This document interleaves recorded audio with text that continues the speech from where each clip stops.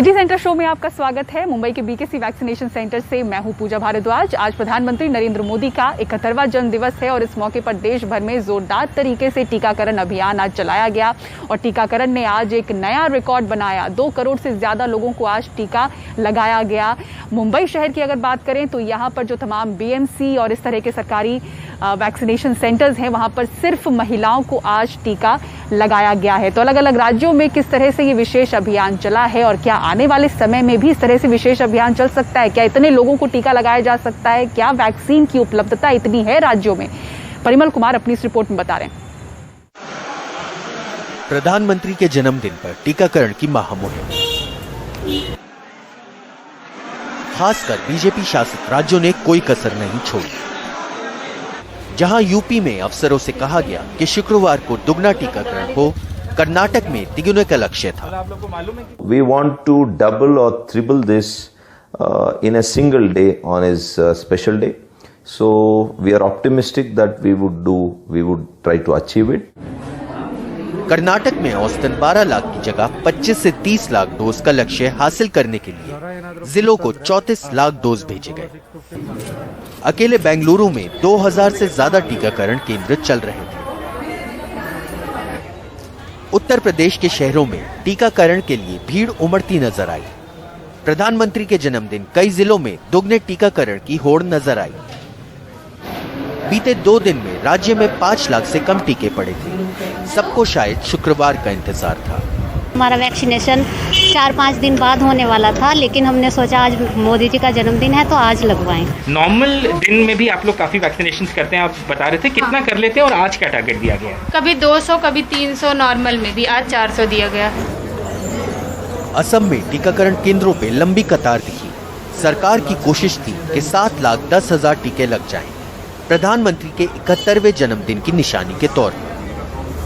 प्रधानमंत्री नरेंद्र मोदी जी का जन्मदिन है, तो आज हमारा जो पहला ध्यान है, यह ध्यान है कैसे हम लोग 7,10,000 वैक्सीनेशन कर सकता हूँ। हालांकि कुछ लोग ये पूछते नजर आए कि रोज इस तरह की मुहिम क्यों नहीं होती। कुछ डॉक्टरों ने भी ये बात कही। ऐसे सोचते हैं कि किसी का बर्थडे होगा तो हमें और ज़्यादा करना चाहिए, लेकिन अगर हम ये रोज़ करने लग गए तो लोगों का फ़ायदा होगा। We want to, this is a special push, otherwise every day we try to give more and more number of people. It's not like that we don't want to give in other days. कुछ गैर BJP शासित राज्यों में जहां टीकाकरण की रफ्तार पहले ही अच्छी रही है, वहां रिकॉर्ड बनाने की हड़बड़ी नहीं दिखी। टीकाकरण रोज की तरह चलता रहा। जहां देश के कई राज्य आज वैक्सीनेशन को लेकर रिकॉर्ड बनाने की जद्दोजहद में दिखे, राजधानी में चीज़ें एक तरह से सामान्य दिखी और किसी तरह से सरकार द्वारा कोई ऐसे प्रयास नहीं किए गए जिससे वैक्सीनेशन का कोई रिकॉर्ड दिल्ली में बने। Bureau report, NDTV India. और बीएमसी द्वारा किए गए 5वें और बड़े सीरो सर्वे के नतीजे सामने आ चुके हैं, जिसमें पता चला है कि वैक्सीन ले चुके 90.26% लोगों में एंटीबॉडी पाई गई है। इनमें पहली और दूसरी डोज लेने वाले लोग शामिल हैं। इस सीरो सर्वे के नतीजे में सबसे अहम जानकारी ये सामने आई है कि जिन लोगों ने अभी तक वैक्सीन नहीं ली है, ऐसे 79.86% लोगों में भी एंटीबॉडी मिली है। आपको बता दें कि ये सीरो सर्वे 12 अगस्त से 8 सितंबर के बीच में किया गया है। और आम आदमी पार्टी के विधायक राघव चड्ढा ने नवजोत सिंह सिद्धू को पंजाब की सियासत का राखी सावंत बताया है। दरअसल नवजोत सिंह सिद्धू ने कहा था कि केजरीवाल सरकार ने केंद्र के कृषि कानूनों में से एक को दिल्ली में लागू किया था और उसके बाद विधानसभा में कानून की कॉपी फाड़ने का उन्होंने ड्रामा किया। उनके इस बयान के बाद राघव चड्ढा ने उन्हें राखी सावंत करार देते हुए कहा है कि उनके बयान को कोई भी गंभीरता से नहीं लेता। देखिए, नवजोत सिंह सिद्धू साहब पंजाब की सियासत के राखी सावंत बन गए हैं। उनकी तोप का निशाना कैप्टन अमरिंदर की ओर होता है, जिसके चलते उन्हें कांग्रेस हाईकमांड से बहुत डांट पड़ी और डांट का असर ये हुआ कि आज फॉर अ चेंज, एक बदलाव के तहत उन्होंने अपनी तोप का मुंह अरविंद केजरीवाल जी की ओर मोड़ दिया। उनकी तोप का मुंह फिर कैप्टन अमरिंदर की ओर आ जाएगा और वो फिर पंजाब मुख्यमंत्री कैप्टन अमरिंदर पे वार करना शुरू कर देंगे। नवजोत सिंह सिद्धू जी को पंजाब पॉलिटिक्स में कोई भी सीरियसली नहीं लेता है। और राघव चड्ढा के इस बयान पर नवजोत सिंह सिद्धू ने ट्वीट कर पलटवार किया है। उन्होंने लिखा कि कहते हैं कि मानव का विकास बंदर से हुआ है। आपका दिमाग देखकर लगता है कि आपका भी विकास हो ही रहा है। आपने कृषि कानूनों के बारे में, अपनी सरकार के नोटिफिकेशन के बारे में मेरे सवाल का अब तक जवाब नहीं दिया है।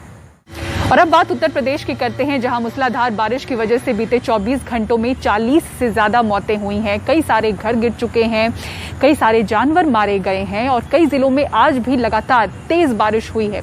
कमाल खान की ये ग्राउंड रिपोर्ट देखिए। झमाझम बारिश से हुए सुहाने मौसम में वे सोए तो लेकिन जागे नहीं। जौनपुर के सरायखानी गांव में भरतलाल के घर के 5 लोग बेखबर सो रहे थे। अलस सुबह दीवार उन पे गिर पड़ी।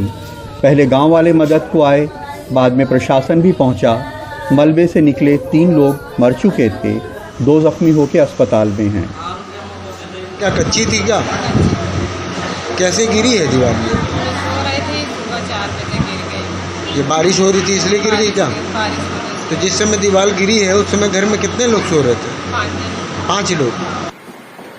अयोध्या रेलवे स्टेशन पे स्टेशन मास्टर साहब पैर हवा में उठाए हुए थक गए हैं। बाबू हमारे स्टेशन मास्टर यहाँ बैठे हैं। फर्श बारिश के पानी से डूबा हुआ है। पूरे दफ्तर की यही हालत है। उनके मातहत कर्मचारी भी पैर ऊपर उठाए हुए हैं। अयोध्या के मोहल्लों में भी यही हालत है। डूबी हुई सड़कों पे लोग जेसीबी से सफर कर रहे हैं। और यह दूसरी धर्मनगरी प्रयागराज है, जहां मूसलाधार बारिश से तमाम इलाके डूब गए, तमाम घर गिर गए। घर में खाना वाना का बचा है? नहीं है। आपका राशन वासन सब सही है कि वो हो गया, बर्बाद हो गया, नुकसान हो गया? सब दबा गया। जैसे कि टोट तो नहीं लगा? नहीं। सरकार से कोई मदद नहीं मिला अभी तक? अभी नहीं मिला। मूसलाधार बारिश से मकान, पेड़ या बिजली गिरने से पूरे यूपी में पिछले 24 घंटों में कम से कम 40 लोगों की मौत हो गई है।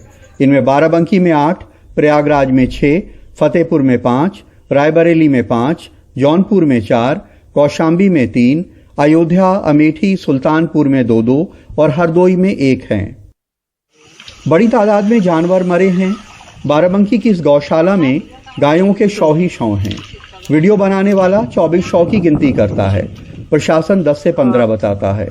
फतेहपुर में भी तमाम गाय और बकरियों की मौत हुई है। हरदोई की भी सरकारी गौशाला में तमाम गायें मर गई हैं। यहाँ पर 8 गौवंश की मृत्यु हो गई है, 6 गौवंश बीमार हैं। ये गौवंश पहले से बीमार थे, इनकी दवा चल रही थी और अचानक पानी बहुत ज़्यादा बरस जाने से ये रिकवरी गौवंश नहीं कर पाए, इनकी मृत्यु हो गई। फतेहपुर के ललौली गांव में दरवाजा तो अपनी जगह खड़ा है, लेकिन पूरा घर जमींदोज हो गया। इस अस्पताल से भी रोने की आवाजें आ रही हैं। दीवार के मलबे में दबे घायल को लाए थे, डॉक्टर्स ने उसे मुर्दा बता दिया। रायबरेली के कई इलाके डूब गए, जहां नावें चलती रहीं। जैसे नाव दिखाएं तो क्या आप भी नाव से आते जाते हैं? जहाँ तक नाव से हम नहीं जाएंगे, लेकिन यहाँ की दिक्कत तो है ही है। जाने नहीं, यहाँ से निकलने कोई संसाधन है? कोई संसाधन नहीं है, कोई रास्ता नहीं है। हम लोग एक लाइन के बगल बगल पानी मिल के जाए थे। कच्चे घरों के गिरने से लोगों की मौत को रोकना तो बहुत मुश्किल काम है, क्योंकि बहुत बड़ा देश है, बहुत बड़े पैमाने पे लोग गाँवों में कच्चे घरों में रहते हैं। लेकिन इस तरह की जो चीज़ें नज़र आती हैं, ये तो विकास की विषमताओं का नतीजा है, जिसे अब तक ठीक कर लिया जाना चाहिए था। ब्यूरो इनपुट्स और लखनऊ में कैमरामैन राजेश गुप्ता के साथ कमाल खान, एनडीटीवी इंडिया। और बेंगलुरु की सड़कों पर चलना क्यों हो रहा है जानलेवा, पूरी खबर आपको बताएंगे एक ब्रेक के बाद। बने रहिए सिटी सेंटर शो के साथ।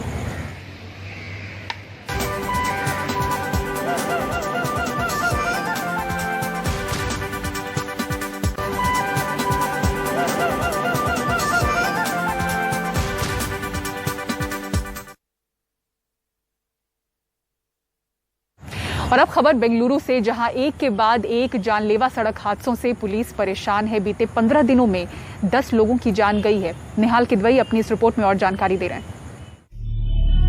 पलक झपकते ही इस टेम्पो ट्रैवलर ने एक शख्स की जान ले ली। वजह तेज रफ्तार।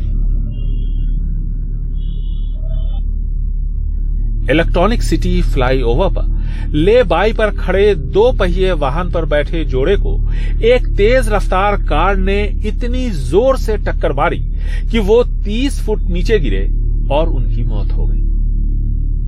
कार 23 साल का एक युवक चला रहा था। ऑडी Q3 की हालत से ही साफ है कि दुर्घटना जानलेवा ही होगी। एक विधायक के बेटे के साथ साथ इस कार में सवार सभी 7 लोगों की जान गई, जिनमें 3 महिलाएं भी थी। पुलिस अब एडवाइजरी जारी कर रही है, ग्राफिक्स के जरिए भी।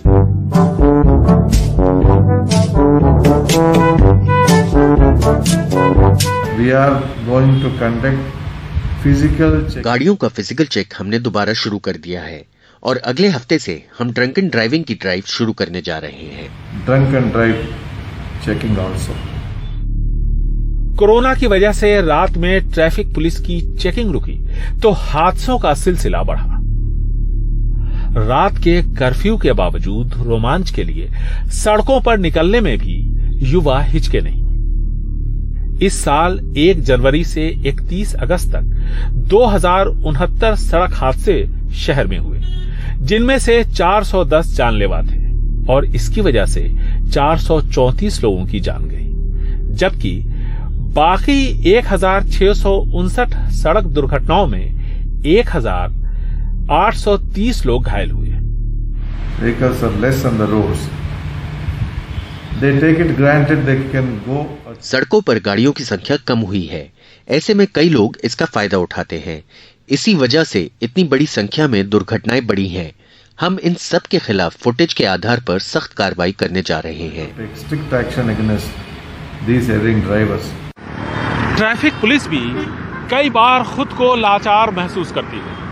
तेज रफ्तार और नशे की हालत में गाड़ी चलाने वालों के खिलाफ कानून इतने सख्त होने चाहिए कि कार्रवाई देखकर दूसरे लोग सबक लें, क्योंकि कुछ समय के रोमांच की वजह से कई जिंदगियां खत्म हो जाती हैं, कई घरों के चिराग बुझ जाते हैं। बेंगलुरु से कैमरामैन गोविंद मूर्ति के साथ निहाल किदवई, NDTV इंडिया। गणेशोत्सव चल रहा है, इसलिए मोदक की मांग बढ़ी है। मिठाई की दुकानों में अलग अलग तरह के मोदक बिक रहे हैं और ऐसे में नासिक की एक मिठाई की दुकान चर्चा में है, क्योंकि यहाँ पर सोने की परत वाले मोदक बिक रहे हैं जिसकी कीमत 12,000 रुपए किलो है। नासिक की इस मिठाई की दुकान में ये सोने की परत वाला मोदक चर्चा का विषय बना हुआ है। कीमत है 12,000 रुपए प्रति किलो। दुकानदार के मुताबिक यहाँ से रोज 2 किलो मोदक बिक रहे हैं और ये गोल्डन मोदक ग्राहकों के आकर्षण का केंद्र भी बना हुआ है।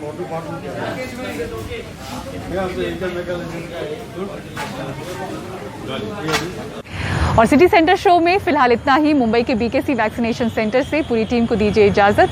खबरों के लिए देखते रहें NDTV इंडिया। नमस्कार।